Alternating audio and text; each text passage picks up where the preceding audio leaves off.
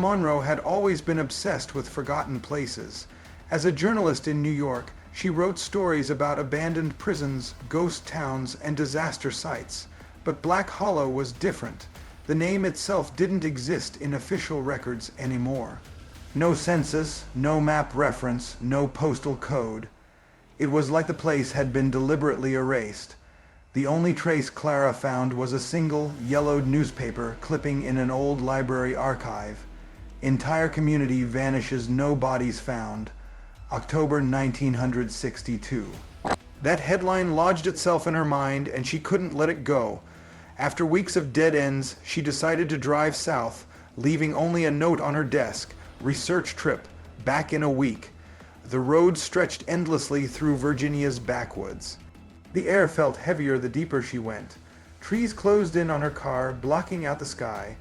She passed through small towns, each quieter than the last, until finally she saw it.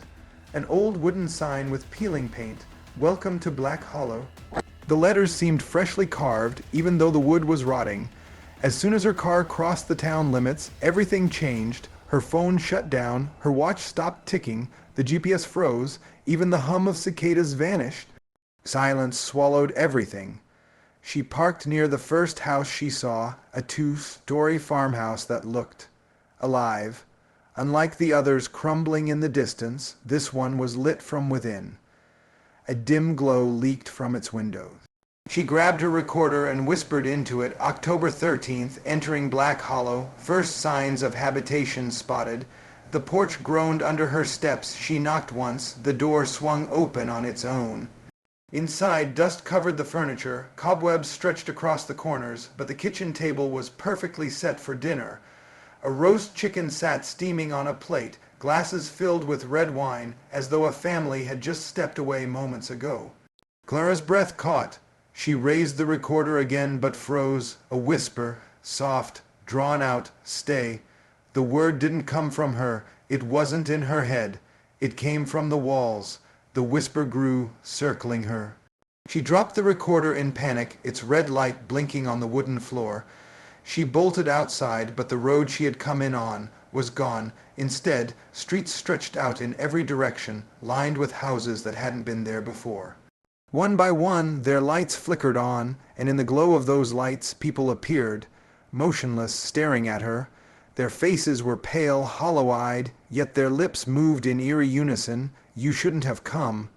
Clara stumbled backward, heart pounding. The townspeople didn't move toward her, but their whispering voices filled the air, echoing off the buildings. She ran down the main street, past glowing shop windows that revealed scenes of normal life frozen in time. A barber trimming hair that never grew, a waitress holding a tray forever waiting to serve, a mother frozen mid-laugh with her child. Their eyes followed Clara wherever she went. Her camera swung at her side, and she forced herself to snap pictures. The shutter clicked too loud in the silence, each photo more disturbing than the last. Smiling faces, lifeless eyes, mouths moving silently. She ducked into an alley to catch her breath, but when she turned, the alley had stretched longer than it should have. The exit was gone. The walls began closing in. She ran, tripping over her own feet, until the alley spat her out into the town square. At the center stood a massive stone well, ancient and cracked, but pulsing faintly with light from its depths. Words were etched across its rim, "All who drink stay forever." Clara leaned over, trembling, and stared into the darkness. She gasped. Her reflection looked back at her, but not as she was, older, hollow, smiling with a mouth too wide. Her reflection whispered, "It's already begun." She stumbled back as laughter echoed from the surrounding streets. The frozen townspeople were gone. Instead, they stood around the square, slowly stepping closer. This time their movements were deliberate, stiff, as though invisible strings guided them. Clara screamed, running into a church at the edge of the square. She slammed the doors shut and pressed her back against them. Inside, candlelight flickered, though no one was there. At the altar lay a leather-bound book, open to a single page.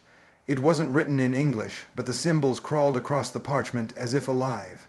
She turned the page and gasped when she saw it. Her own name was written there, Clara Monroe, Arrived October 13th, 2025. The doors shook violently. The voices outside chanted now, louder, rhythmic. Drink, stay, drink, stay. She grabbed the book and shoved it into her bag, praying it would be proof of what she'd seen. Then the windows shattered and dozens of pale hands reached in. She had no choice. She sprinted through the back exit into the forest. But the forest wasn't real anymore. The trees twisted upward into shapes that resembled faces, screaming silently. The path led her back to the same road, the same sign, "Welcome to Black Hollow." She realized with growing horror there was no leaving. Clara's recorder still blinked red in her pocket. She pulled it out with trembling hands, whispering, "If anyone finds this, Black Hollow is alive. It keeps you here. Don't come. Don't." Her words cut off as a sound echoed through the town. Bells. Church bells, deep and resonant, though the church she fled from was now gone. The streets filled again with people, all smiling now, their pale faces glowing. They opened their arms as if welcoming her home.